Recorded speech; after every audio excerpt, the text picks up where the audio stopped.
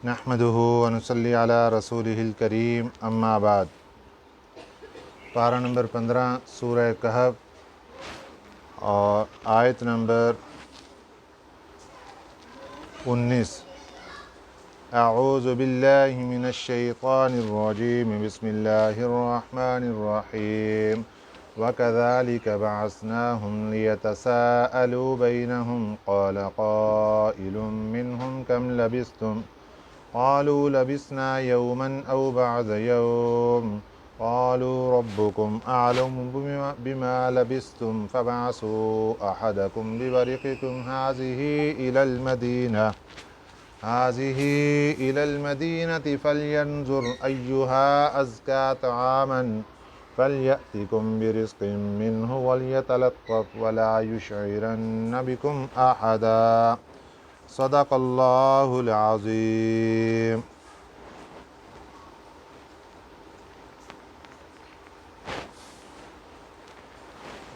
गुज़श्ता सबक में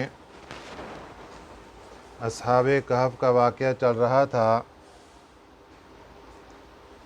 अल्लाह ताला ने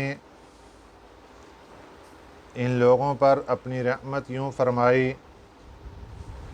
कि ज़ालिम बादशाह से इनको बचाकर एक गार में इनको सुला दिया और 309 साल तक ये लोग वहाँ सोए रहे। वकज़ालिका और इसी तरह बअस्नाहुम हमने इनको जगाया। अब इनकी बेदारी का वक़्त आ गया। 309 साल गुज़र चुके, अब इनकी बेदारी का वक़्त आ गया है। लियतसाअलू बैनहुम, ताकि ये सवाल करें आपस में, ताकि ये पूछें आपस में। जब बेदार हुए हैं तो आपस में सवालो जवाब हुए। किस बात पर? कि कितनी देर हम सोए हैं। जिस वक्त ये लोग सोए थे सुबह का वक़्त था और जब जागे हैं तो शाम का वक़्त था। तो क़ाल क़ाइलुम मिनहुम, कहा एक कहने वाले ने उनमें से, कम लबिस्तुम, कितनी देर तुम ठहरे। क़ालू लबिस्ना यौमन, वो कहने लगा कि हम ठहरे हैं एक दिन, औ बअज़ यौमिन, या एक दिन का कुछ हिस्सा। एक मुकम्मल दिन हम सोए हैं या आधा दिन हम सोए हैं। सुबह सोए थे, शाम को उठ गए। क़ालू रब्बुकुम, तो एक दूसरे ने जवाब दिया।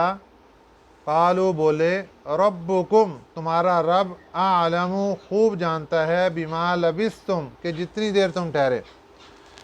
तुम्हें कितनी देर ठहरे हो ये अल्लाह ताला को खूब मालूम है।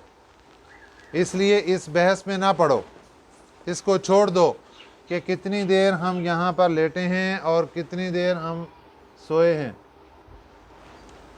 अब जैसे ही बेदार हुए तो उनको भूख लगी। अल्लाह ताला की कुदरत का करिश्मा देखिए कि अल्लाह ताला की उनको ज़ालिम बादशाह से बचा लेना, ये भी अल्लाह ताला की कुदरत। फिर उनको एक गार के अंदर सुला देना, ये भी अल्लाह ताला की कुदरत। 309 साल तक इतनी लंबी नींद सोए, ये भी अल्लाह की कुदरत। और फिर 309 साल के अंदर उनको कभी भूख नहीं लगी, ये भी अल्लाह की कुदरत। कभी प्यास नहीं लगी, ये भी अल्लाह की कुदरत। वरना अगर बंदे ने कुछ नहीं खाया तो उसको रात को नींद उसकी ख़त्म हो जाएगी और वो उठ के बैठ जाएगा, जी मुझे नींद नहीं आ रही, मुझे कुछ खिलाओ, मुझे प्यास बहुत लग रही, उठ के पीना शुरू कर देगा। लेकिन ये अल्लाह ताला की कुदरत और इन लोगों की करामत कि इन्होंने कुछ भी नहीं खाया। 309 साल तक ना कुछ खाया ना कुछ पिया। और फिर दूसरी तरफ इनको अपने जिस्मों के अंदर कोई तब्दीली नज़र नहीं आई, जिसकी वजह से इनको यही महसूस हुआ कि हम एक दिन सोए हैं या दिन का कुछ हिस्सा हम सोए हैं। लेकिन जैसे ही बेदार हुए, अब बेदार होने के बाद बैठे तो पहली गुफ्तगू तो ये हुई कि कितनी देर सोए। उसके बाद फिर गुफ्तगू के अंदर एक ने कहा कि भाई इन बातों को छोड़ो, भूख लग रही है, खाना लेकर आओ। अब 309 साल गुजर गए اب ان کے پاس جو پیسے پڑے ہیں وہ 309 سال پرانے، لیکن ان کو نہیں پتا کہ 309 سال گزر چکے ہیں۔ انہوں نے اپنے ایک جو زیادہ سمجھ شعور والا بندہ تھا، اس کا نام تھا تلمیخہ، طا کے ساتھ، اس کو بھیجا کہ آپ جا کر بازار سے ہمارے لیے کھانا لے کر آئیں۔ فَابْعَثُوا، اب بھیجو، احدکم، اپنے میں سے ایک کو، بِوَرِقِکُمْ ہَٰذِهِ، یہ روپیہ دے کر، اپنا یہ روپیہ دے کر۔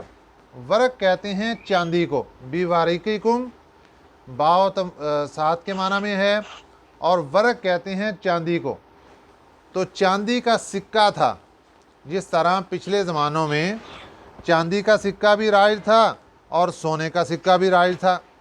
چاندی کے سکے کے ساتھ انہوں نے بھیجا کہ یہ اس کے ساتھ، چاندی کے سکے کو کہتے تھے درہم اور سونے کے سکے کو کہتے تھے دینار۔ تو انہوں نے کہا کہ بِوَرِقِکُمْ ہَٰذِهِ، یہ کم اپنی طرف نسبت کرنے کے لیے، اپنا یہ روپیہ لے جاؤ، اِلَى الْمَدِينَةِ، شہر کی طرف۔ معلوم ہوتا ہے کہ جس جگہ غار کے اندر یہ لوگ ٹھہرے ہوئے تھے وہاں قریب بہت بڑا شہر تھا، اس کی طرف بھیج رہے تھے کہ آپ وہاں سے جا کر کھانا لے کر آؤ۔ لیکن جاتے وقت اس بات کا خیال رکھنا کہ ہمارے اوپر بہت سخت آرڈر آ چکے ہیں اور خطرہ ہے ہماری گرفتاری کا،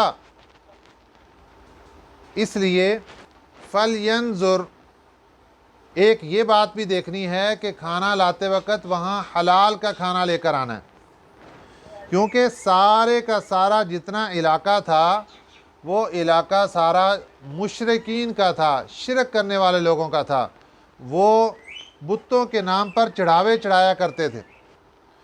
تو انہوں نے جس آدمی کو بھیجا، کہنے لگے یہ پیسہ لے جاؤ، یہ روپیہ لے جاؤ، جا کر کھانا لے کر آنے، لیکن یہ پہلے تلاش کر لینا کہ پاکیزہ کھانا کہاں پر ہے، یہ نہ ہو کہ وہ تمہیں بتوں کا چڑھاوا ہی بیچ دیں، کیونکہ وہ لوگ جو بازار کے اندر بیچا کرتے تھے اس کو بھی بتوں کے نام پر ہی چڑھاوا چڑھا کے تو اس کو بیچا کرتے تھے حرام کر کے۔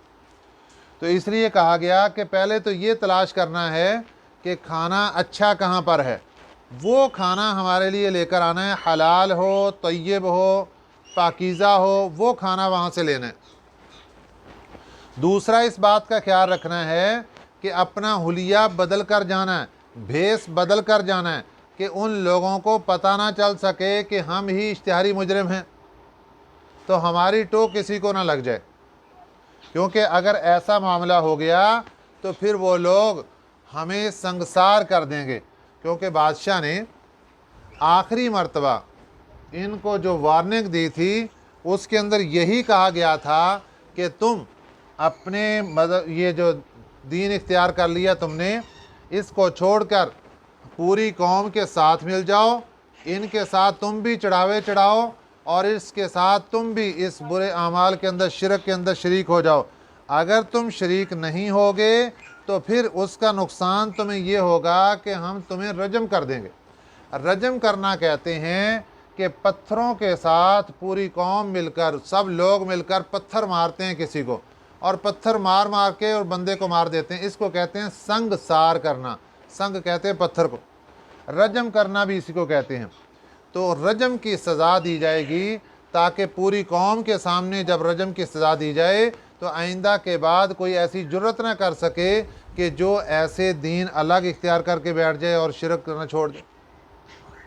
تو اس لیے جانے والے کو یہ باتیں سمجھائی جا رہی کہ جناب آپ نے جانا ہے بازار اور حلیہ بدل کر جانا ہے، بھیس بدل کر جانا ہے، کہیں بھی کھانا ٹٹولتے وقت، تلاش کرتے وقت، حرام حلال کی پہچان کرتے وقت یہ شو نہیں ہونے دینا کہ ہم کون لوگ ہیں۔ اگر پتہ چل گیا تو پھر اس کے بعد ہمیں رجم کر دیا جائے گا، یا دوسرا آپشن ہمارے سامنے یہ رکھیں گے کہ تم اپنا دین چھوڑ کر ہمارے اس مذہب میں آ جاؤ۔ اگر ہم ایسا کر لیں گے تو پھر تو ہم کبھی بھی کامیابی نہیں حاصل کریں گے، کبھی فلاح نہیں پا سکیں۔ اب یہ آدمی یہاں سے نکلا، یہ آدمی یہاں سے نکلا اور اس نے کھانا لینے کے لیے شہر میں داخل ہوا۔ جیسے ہی شہر میں داخل ہوا تو یہ دیکھ کر حیران ہو گیا کہ یہ تو وہ شہر ہی محسوس نہیں ہوتا، کیونکہ ایک دو دن کی بات تھوڑی، 309 سال کا اتنا لمبا عرصہ گزر گیا، کتنے لوگ مر گئے، کھپ گئے، اور کتنی بلڈنگیں ختم ہو گئیں، نئی بن گئیں، اور کیا سے کیا کچھ تبدیلیاں۔ یہ حیران ہو رہا ہے کہ یہ تو اپنا شہر ہی نہیں لگ رہا، یہ کہاں آ گیا ہوں میں۔ یہ پہلے تو اس بات میں تجسس میں ہوا کہ بندوں میں بھی کوئی اپنائیت نظر نہیں آ رہی، ہم تو اسی شہر کو چھوڑ کر تو ہم گئے تھے غار کے اندر، اور یہ بندہ بھی کوئی اپنا نظر نہیں آ رہا یہاں پر، بندے بھی سب اوپرے نئے اجنبی بندے، اور شہر بھی سارا نیا نیا لگ رہا ہے، یہ کیا معاملہ ہے۔ یہ اسی بات اور تجسس کے اندر تھا کہ اس کو تلاش کرتے کرتے ایک جگہ اس کو محسوس ہوا کہ یہ کھانا حلال اور پاکیزہ ہے۔ وہاں پر اس نے اپنی تھیلی سے سکہ نکالا کھانا لینے کے لیے۔ اب وہ جب سکہ اس نے دیا، ان لوگوں نے دیکھا کہ یہ سکہ آج کے زمانے کا ہے نہیں، تو دکاندار نے کہا جناب یہ سکہ کھوٹا ہے، یہ نہیں چل سکتا، یہ پتہ نہیں کہاں سے لے کے آ گئے، یہ سکہ نہیں چلتا، یہ کھوٹا ہے۔ کیونکہ آج کے زمانے میں بھی اگر آپ لاکھوں یہ قیمتی چیز کوئی دیں گے بازار کے اندر، جو وہاں چل نہیں رہی ہوگی، وہاں رائج نہیں ہوگا وہ سکہ، وہ کہیں گے کھوٹا ہے، ہم نہیں لے سکتے، یہ پتہ نہیں کہاں سے لے کر آ گئے ہو۔ تو اسی طرح ان لوگوں نے کہا، دکاندار نے کہا کہ یہ تو سکہ کھوٹا ہے، اس نے اور نکالا کہ یہ لے لو، اس نے کہا یہ بھی کھوٹا ہے، ایک جیسے ہی ہیں سارے۔ اب وہ جو سکہ تھا اس کے اوپر 309 سال پرانا جو اس وقت کا بادشاہ تھا دقیانوس، اس کی تصویر بنی ہوئی تھی۔ اب وہاں سے ان کو شبہ ہوا کہ یہ تو بہت پرانا کوئی خزانہ لے کر پھر رہا ہے، تو آپ کو کوئی خزانہ ہاتھ آ گیا؟ اس نے کہا نہیں، ہمیں تو کوئی خزانہ نہیں ملا، کہاں سے خزانہ ملنا تھا، یہ تو ہمارے اپنے سکے ہیں، کل ہم روٹی لے کر گئے ہیں تو ابھی بھوک لگی ہے تو دوبارہ کھانا لینے کے لیے آئے۔ نہیں بھی نہیں، اس کو پکڑو، یہ سچ بات نہیں بتا رہا۔ اب اس کو پکڑ کر بادشاہ کے سامنے لے جانے کا اعلان کیا۔ اس نے کہا لو بھی مر گئے کہ بادشاہ تو بہت ظالم ہے، اب ہمیں چھوڑے گا نہیں۔ لیکن ان کو کیا معلوم کہ یہ آج اور کل کی بات نہیں، 309 سال گزر چکے، کئی بادشاہ گزر گئے۔ اب جو بادشاہ تھا وہ رحم دل آدمی تھا، وہ نیک آدمی تھا، وہ ظلم کرنے والا نہیں تھا، وہ شرک پر نہیں تھا، وہ جو اس زمانے کی صحیح جو شریعت تھی، حضرت عیسیٰ علیہ السلام کی شریعت تھی، وہ اس کا پیروکار تھا۔ چنانچہ ان کو وہاں پر لے کر جایا گیا، تو ان کو جا کر جب انہوں نے کہا کہ یہ کھوٹے سکے لے کر آ گیا، بادشاہ نے جب تفتیش شروع کی، اس نے سارا ماجرا سنایا، ابھی کھوٹے سکے نہیں ہیں، ہم چند لوگ ہیں اور ہم ایک غار کے اندر لیٹے ہوئے ہیں۔ جب غار کی بات آئی اور پرانے جو سکے بھی دیکھے، تو بادشاہ کے ذہن میں خیال آیا کہ جو ہمارے دفتر کے اندر ایک پرانی تختی لگی ہوئی ہے اور وہاں پر چند لوگوں کے نام لکھے ہیں کہ جو یہاں سے بھاگ کر روح پوش ہو گئے تھے، وہ تختی منگوائی جائے۔ جب تختی منگوائی گئی اور کہا کہ یہی ہو تم سارے، اس نے کہا یہی ہمارے نام سارے لکھے ہوئے ہیں، تو بادشاہ کو تسلی ہو گئی کہ یہ 309 سال پرانا جو قصہ تھا اور ساری تحریریں لکھی ہوئی تھیں کہ اتنے نوجوان ہیں اور وہ بھاگ کر روح پوش ہو گئے اور ان کا کوئی اتا پتہ نہیں چل رہا، وہ اشتہاری قرار دے دیے گئے۔ اب بادشاہ تو رحم دل تھا اور وہ نیک آدمی تھا، اس نے ان کو بٹھایا کہ اب آپ کی کوئی پریشانی نہیں، وہ بادشاہ ختم ہو گیا جس کی وجہ سے آپ کو ڈر تھا، تو آپ کو پتہ ہی نہیں چلا، اب تو 309 سال 300 سال سے اوپر کا عرصہ گزر گیا اور آپ اس وقت وہ سکہ پرانا لے کر آئے۔ اب وہ تلمیخہ صاحب کو سمجھ آیا کہ میں جو سکہ لے کر آیا ہوں یہ تو بہت پرانا ہو گیا۔ اب بادشاہ نے اس کی بڑی عزت کی اور بڑی آہو بھگت کی، اور باقی سب لوگ بھی اس کو چومنے چاٹنے لگے کہ لے جی یہ تو بہت نیک آدمی، اور اس زمانے کا نیک آدمی جس کی ہم تاریخیں اور قصے واقعات سنتے ہیں، تو یہ تو آج ہمیں ویسے نظر آ گیا کہ یہ جاگ رہا ہے، ہم نے تو کہا مر گیا کہیں۔ اب بادشاہ نے کہا کہ آپ کہاں ٹھہرے ہوئے؟ وہ کہا فلاں غار کے اندر ٹھہرے ہوئے، چلو جی ہمیں ملاقات کرواؤ پوری ٹیم کے ساتھ، ہم آپ کو ملنا چاہتے ہیں۔ اب تلمیخہ بھی ساتھ ساتھ اور باقی سبھی لوگ بھی، جو بادشاہ تھا اور سبھی لوگ قوم کے، بہت بڑا ایک مجمع ان کی طرف جا رہا ہے۔ اب جب غار کے قریب پہنچے تو تلمیخہ نے کہا کہ جناب آپ یہاں پہ ٹھہریے، میں اپنے ساتھیوں کو اطلاع دے دوں کہ ماجرا کیا ہے، ورنہ وہ لوگ پریشان ہو جائیں گے کہ شاید بادشاہ کی فوجیں ہمارے پر چڑھ آئیں اور پریشان ہو جائیں گے۔ اب تلمیخہ نے اندر جا کر ان کو بتایا تو وہ لوگ بڑے خوش ہوئے۔ اس نے بتایا کہ یہ آج کل کا زمانہ نہیں، ہم تو اتنے 100 سال تک ہم سوئے رہے، اب سونے کے بعد اب جو بادشاہ وہ نیک ہے، اس لیے اب کوئی پریشانی کی بات نہیں، تو لہٰذا وہ سب لوگ تمہیں ملنے کے لیے آئے، تم سے دعائیں کرانے کے لیے، زیارت کرنے کے لیے آئے۔ تو وہ سبھی لوگ باہر نکلے، سب سے ملاقات ہو گئی، بادشاہ سے ملاقات ہو کے ابھی بات چل رہی تھی کہ ان لوگوں نے بادشاہ سے اجازت لی اور کہا کہ اب ہمیں اجازت دیں، اور بادشاہ ان سے پوچھ رہا تھا کہ 300 سال پہلے کا جو بادشاہ تھا وہ کیا کیا ظلم کرتا تھا اور کیا کیا ماجرا تھا، تو وہ ساری باتیں بتا رہے تھے۔ اتنے میں ایک ان میں سے یہ جو اصحاب کہف تھے، ان میں سے ایک نے کہا کہ اب ہمیں اجازت دیجئے۔ اب اجازت لے کر یہ سارے لوگ پھر دوبارہ غار کے اندر چلے گئے اور جا کر لیٹے ہیں، اللہ نے ان کو وفات دے دی، اور اسی وقت یہ وفات آ گئی اور ان کی موت واقع ہو گئی۔ ایک روایت یہ ہے، اور دوسری روایت یہ ہے کہ تلمیخہ نے جب اندر جا کر ان کو اطلاع دی تو ان لوگوں نے جب بادشاہ کا سنا کہ یہ بادشاہ آ رہا ہے ہمارے ساتھ ملاقات کرنے کے لیے، تو اسی وقت اللہ تعالیٰ نے ان کو موت دے دی۔ ان کی بادشاہ سے ملاقات نہیں ہوئی، صرف تلمیخہ جو شہر گیا تھا کھانا لینے کے لیے، صرف اس کی لوگوں کے ساتھ اور بادشاہ کے ساتھ ملاقات ہوئی، باقی ان لوگوں کو نہیں ہوئی۔ اب یہ جس زمانے میں یہ واقعہ پیش آیا، اس زمانے میں لوگ تھے تو صحیح راستے پر، زمانہ تو امن کا چل رہا تھا، لیکن لوگوں کے اندر دو جماعتیں بن چکی تھیں۔ لوگ تذبذب میں تھے کہ قیامت کے دن اللہ اٹھائے گا کیسے، اللہ زندہ کیسے کرے گا، یہ جب جسم مٹی ہو جائے گا، مر کھپ جائے گا تو کیسے زندہ کرے گا۔ اب بادشاہ وقت بھی پریشان ہے، اللہ میں اپنی عوام کو تسلی کیسے دوں، تو کوئی چیز مجھے ایسی کوئی مثال سامنے آ جائے جس سے عوام کو تسلی دی جائے، کوئی واقعہ ایسا سامنے آ جائے۔ تو اللہ تعالیٰ نے ان کے زمانے میں اصحاب کہف کو اٹھا دیا اور ان کے ساتھ ملاقات کروا دی، اس سے بادشاہ کو بھی تسلی اور سبھی لوگوں کو تسلی ہو گئی، اور یہ پختہ عقیدہ بن گیا کہ جناب اللہ تعالیٰ اس طریقے سے جیسے 300 سال سلانے کے بعد اللہ نے اٹھایا، سارے جسم صحیح سلامت، سب کچھ صحیح سلامت، تو اللہ تعالیٰ اسی طرح مرنے کے بعد اٹھائیں گے، اسی جسم کے ساتھ اٹھائیں گے، روح ساتھ ہوگی، اور اسی طرح حساب و کتاب کے لیے اللہ کے دربار میں پیش کیے جائیں گے۔ تو یہ اللہ تعالیٰ نے بات ساری واضح کرنے کے لیے ان لوگوں کو اٹھایا، اور پھر اس کے بعد ان کی وفات واقع ہو گئی۔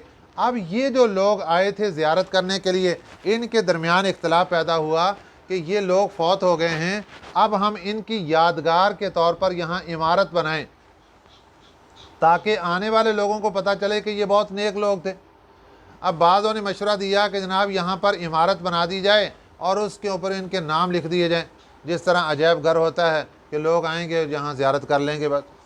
تو بعض جو نیک لوگ تھے، اس میں بادشاہ بھی تھا، انہوں نے کہا کہ نہیں، سادی عمارت بنانے کا کیا مقصد ہے، یہاں پر مسجد بنائی جائے تاکہ لوگ یہاں پر آ کر نماز پڑھیں، اللہ کا ذکر کریں، عبادت کریں، اور مسجد بنانے کا فائدہ یہ ہوگا آنے والوں کو پتہ چلے گا کہ یہ لوگ معبود نہیں تھے، یہ عابد تھے، اللہ کی عبادت اور بندگی کرنے والے نیک لوگ تھے۔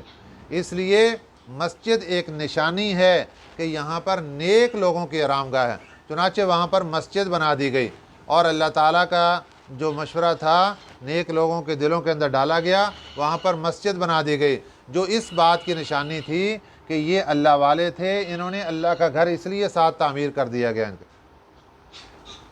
تو اس طریقے سے ان کا یہ واقعہ مکمل ہوا۔ فَبْعَثُوا أَحَدَكُمْ، بھیجو احدکم اپنے میں سے ایک کو، بِوَرِقِكُمْ ہی اپنا یہ روپیہ دے کر، إِلَى الْمَدِينَةِ شہر کی طرف، فَلْيَنْظُرْ پھر وہ دیکھے، أَيُّهَا أَزْكَىٰ کہ کون سا زیادہ ستھرا ہے، طعاماً کھانا، کون سا کھانا زیادہ ستھرا ہے، وہ پہلے جا کر تفتیش کرے، چیک کرے کہ حلال اور حرام میں تمیز کر، کیونکہ آج کے زمانے میں بھی حکم شرعی یہی ہے۔ ہم تو خوش نصیب ہیں، پاکستان میں رہتے ہیں، الحمدللہ سبھی مسلمان ہیں، اور بازار کے اندر وافر مقدار میں حلال اور پاکیزہ کھانا میسر ہے، آنکھیں بند کر کے جہاں سے چاہتے ہیں لے لیتے ہیں۔ اور بیرون ملک کے اندر اگر جایا جائے، وہاں پر مشرکین اور دوسرے مذاہب کے لوگ موجود، اس لیے وہاں پر کھانا تلاش کرنے میں دقت ہوتی ہے کہ حلال کا کھانا کون سا ہے، پاکیزہ اور طیب کھانا کون سا ہے۔ تو اس لیے کہا گیا کہ سبھی لوگ چونکہ مشرکین ہیں اور بد عقیدہ لوگ ہیں، اس لیے تلاش کیا جائے کہ پاکیزہ کھانا کون سا ہے۔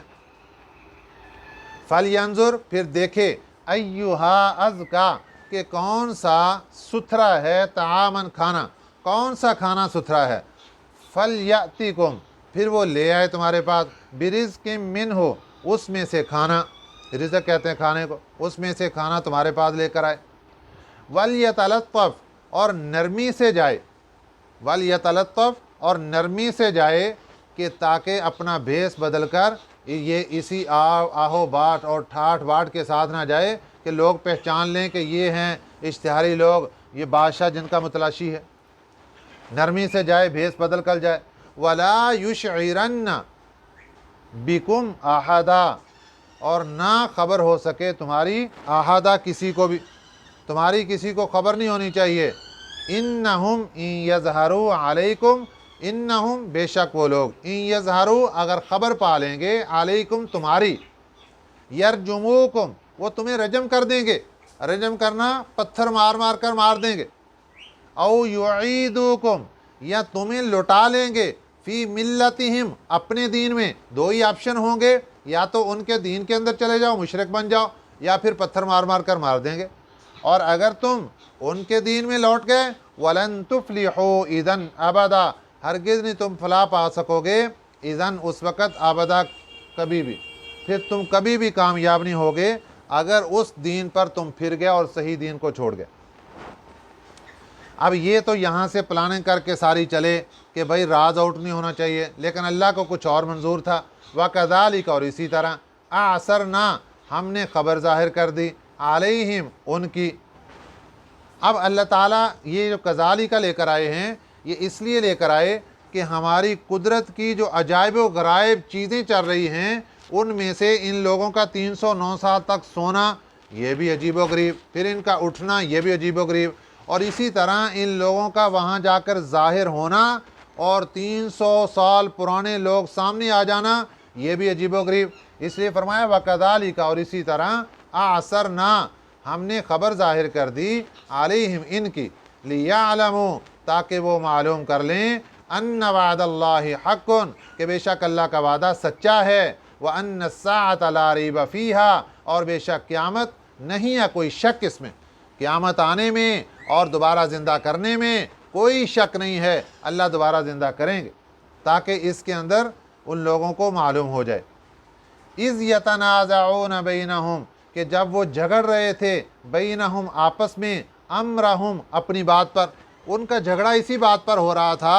اس زمانے کے لوگ دو جماعتوں پر مشتمل ہو گئے تھے کہ اللہ تعالیٰ دوبارہ زندہ کریں گے، ایک لوگ کہتے نہیں کریں گے، کیسے زندہ کریں گے، دلائل چلتے۔ اذ یتنازعون، کہ جب وہ جھگڑ رہے تھے، بینہم آپس میں، امرہم اپنی بات پر، فقالوا ابنوا علیہم بنیانا، اب وہ جھگڑا سارا ختم ہو گیا جب ان کا ظہور ہو گیا، ملاقات ہو گئی، ان لوگوں کی وفات ہو گئی، اور اس کے بعد اب پھر اگلی بات شروع ہوئی، اب ان کے درمیان آپس کے اندر بات چیت شروع ہوئی۔ فقالو، کچھ لوگ کہنے لگے، ابنوا علیہم بنیانا، بنا دو ان پر ایک عمارت، ان پر ایک عمارت بنا دو، ربہم اعلم بہم، ان کا رب خوب جانتا ہے ان کا حال۔ یعنی وہ عمارت بنا کر رہتی دنیا تک ایک نشانی چھوڑنا چاہتے تھے تاکہ لوگوں کو اصحاب کہف کا واقعہ پتہ چل جائے، اور وہ بھی اسی طریقے سے لوگ بندگی اور عبادت کرنی شروع کریں جس طرح ان لوگوں نے کی۔ قال الذین غلبوا، کہاں ان لوگوں نے جو کہ غالب تھے، علی امرہم ان کی بات پر، غلبے سے مراد ہے حکومت والے لوگ، جو سرکاری لوگ تھے، اس میں بادشاہ تھا اور دوسری انتظامیہ کے لوگ، ان لوگوں نے کہا کہ ہم سادی عمارت کیوں بنائیں، لنتخذن، ہم ضرور بھی ضرور بنائیں گے، علیہم ان پر، مسجدن ایک عبادت خانہ، ہم یہاں ایک عبادت خانہ بنائیں گے تاکہ آنے والے لوگ جو ان کی زیارت کے لیے یہاں پر آئیں وہ دیکھ کر یہ دیکھیں کہ یہ لوگ عبادت کرنے والے تھے، وہ بھی عبادت کریں۔ اب یہ ہے اصل سیر و تفریح، کہ انسان جہاں بھی جائے اور دیکھ کر وہاں پہ عبادت اور بندگی کا تصور اس کے ذہن میں آئے۔ آج بھی آپ سعودیہ میں چلے جائیں، وہاں پر آپ کو جو پرانی سے پرانی چیزیں آپ کے سامنے آئیں گی کہ یہ فلاں جگہ کی نشانی، فلاں جگہ کی، ہر جگہ پر مسجد ہی بنی نظر آئے گی۔ غزوہ خندق کے موقع پر مختلف مقامات پر مختلف خیمے لگائے گئے۔ حضرت ابوبکر صدیق رضی اللہ تعالیٰ عنہ کا خیمہ ایک جگہ پہ، حضرت عمر رضی اللہ عنہ کا دوسری جگہ پہ، حضرت علی رضی اللہ عنہ کا ایک جگہ پہ، حضرت عثمان کا ایک جگہ پہ، اور نبی پاک صلی اللہ علیہ وسلم کا ایک جگہ پہ۔ تو یہ مختلف صحابہ کے جتنے خیمے تھے مختلف جگہ پہ، اتنی ہی جگہ جگہ پر ہر خیمے کی جگہ پر مسجد بنا دی گئی۔ اب وہ جگہ بھی محفوظ ہو گئی جو کہ بابرکت باسعادت جگہ کہ حضرت ابوبکر صدیق رضی اللہ عنہ نے جنگ کے موقع پر یہاں خیمہ لگایا اور وہاں پر مسجد بنا دی گئی، مسجد ابوبکر، مسجد عمر، مسجد عثمان، مسجد علی اور دیگر صحابہ کے نام پر، اور 7 مساجد کے نام سے آج بھی وہ مسجدیں موجود۔ غزوہ میدان خندق کے اندر جہاں پر خندق کھودی گئی تھی وہاں پر یہ مسجدیں موجود۔ اور اسی طرح نبی پاک صلی اللہ علیہ وسلم جب میدان بدر تشریف لے گئے تو آپ نے جس جگہ پر آپ کا خیمہ لگایا گیا تھا اور آپ پورے منظر اور میدان بدر کا معائنہ فرما رہے تھے، وہاں پر بھی آج ایک مسجد بنا دی گئی، بہت جامع مسجد، بہت بڑی خوبصورت مسجد میدان بدر کی۔ یہ ہیں اصل اسلامی چیزیں کہ ان کی یادگار باقی رکھنے کے لیے وہاں مسجد بنائی جائے تاکہ آنے والے کے ذہن کے اندر عبادت کا تصور پیدا ہو اور اس سے انسان اللہ کی بندگی کی طرف آ جائے۔ تو اس لیے ان لوگوں نے یہاں پر مسجد بنا دی تاکہ لوگ جو بھی آئیں اور وہ آ کر یہاں پہ مسجد کا تصور ذہن کے اندر رکھیں۔ سیقولون ثلاثۃ رابعہم، اب آگے بحث شروع ہو گئی کہ نبی پاک صلی اللہ علیہ وسلم کے زمانے کے اندر یہ جنہوں نے آپ صلی اللہ علیہ وسلم سے سوال کیا تھا کہ یہ جو لوگ، یہ جو اصحاب کہف والے تھے، ان کے بارے میں بتائیے۔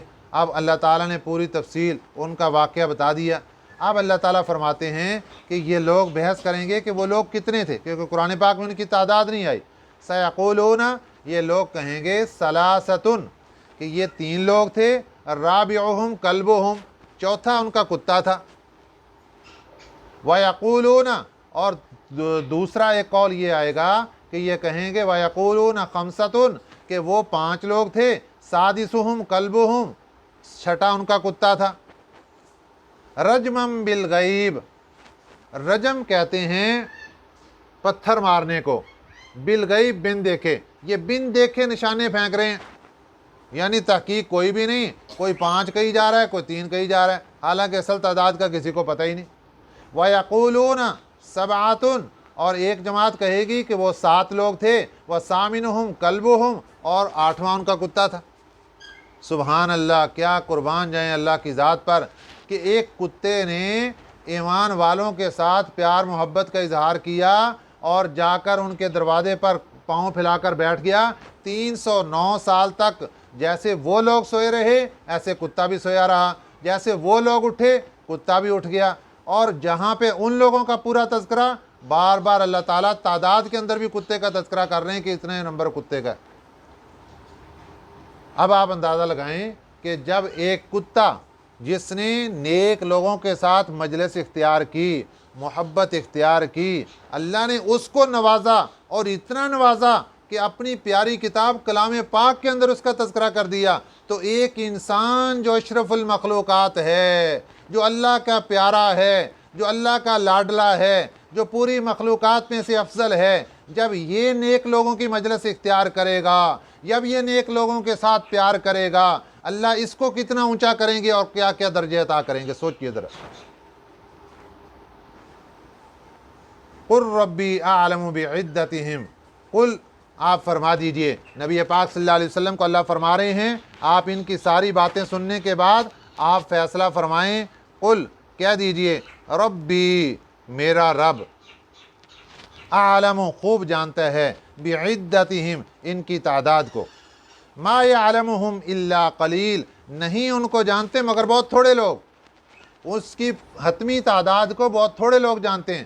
تو صحابی رسول رضی اللہ تعالیٰ عنہ روایت کرتے تھے کہ جو تھوڑے لوگ جاننے والے ہیں ان میں ہم بھی ہیں، کہ اللہ کے نبی صلی اللہ علیہ وسلم کی روایات سے معلوم کر کے کہ وہ 7 لوگ تھے، 6 لوگ پیچھے سے گئے اور 7ویں نمبر پہ وہ چرواہا اور 8واں ان کا کتا۔ اس لیے یہ جو آخری اللہ تعالیٰ نے قول پیش کیا، اللہ نے پہلے دونوں قولوں کی تردید کی، اور جو تیسرا قول پیش کیا سبعۃ کہ وہ 7 لوگ ہیں، وثامنہم کلبہم، اور 8واں ان کا کتا، اللہ نے اس کی تردید نہیں کی۔ یہ بھی دلیل ہے اس بات کی کہ یہ جو روایت ہے یہ حتمی ہے۔ قل فرما دیجئے ربی اعلم، میرا رب خوب جانتا ہے، بعدتہم ان کی تعداد کو، ما یعلمہم الا قلیل، نہیں ان کو جانتے مگر تھوڑے لوگ، فلا تماری فیہم، نہ تم بحث کرو ان کے بارے میں، الا مراء ظاہرا، مگر سرسری بحث، یعنی جتنا اللہ تعالیٰ نے ان کا واقعہ بیان کر دیا بس اتنا کافی ہے۔ اس سے آگے جو بحث کرنا اور آگے ٹٹولنا شروع کر دینا کہ جناب وہ کتے کا کیا نام تھا، فلانے کا کیا نام تھا، اب کتے کا نام بھی کتابوں میں لکھا ہے، قطمیر تھا کتے کا نام، قاف کے ساتھ، قاف 2 نقطوں والا، اور طا اور میم اور یا را، قطمیر۔ تو اسی طریقے سے باقی چیزیں بھی کتابوں کے اندر لکھی، تو اس لیے فرما دیا فلا تماری فیہم، تم بحث نہ کرو ان سے، الا مراء ظاہرا، مگر تھوڑی سی بحث، ظاہری سرسری بحث ہوگی، بس اتنا کافی جتنا اللہ نے بیان کر دیا۔ ولا تستفتی فیہم منہم احدا، اور نہ ہی تم تحقیق میں پڑھو ان کے بارے میں ان سے کسی ایک سے، کہ یہ جو یہودی ہیں اور دوسرے ہیں۔ اب نبی پاک صلی اللہ علیہ وسلم کو اللہ تعالیٰ نے ساری باتیں بتا دی، آپ نے کیا تحقیق کرنی تھی؟ یہ قرآن مسلمانوں کو بتا رہا ہے کہ بھئی جتنی تحقیق آ گئی یہ قرآن نے بتا دی، سونے نبی صلی اللہ علیہ وسلم نے بتا دی، بس اتنی کافی۔ اب تم تورات کھول کے بیٹھ جاؤ اور پچھلے لوگوں کی قصے کہانیاں کھول کے وہاں سے تحقیقیں اور جستجو تلاش کرنی شروع کر دو، تاریخ کے اوراق پلٹنے شروع کر دو۔ اس لیے ان چیزوں کو چھوڑو، اس کے اندر کوئی فائدہ نہیں۔ جو چیزیں ہمارے لیے ضروری تھیں وہ اللہ تعالیٰ نے پورا واقعہ ہمارے سامنے رکھ دیا، اور اس میں ہمیں کئی سبق دے دیے۔ اللہ تعالیٰ ہمیں تمام اسباق کو زندگی بھر یاد رکھنے کی توفیق عطا فرمائے، آمین۔ وما علینا الا البلاغ المبین۔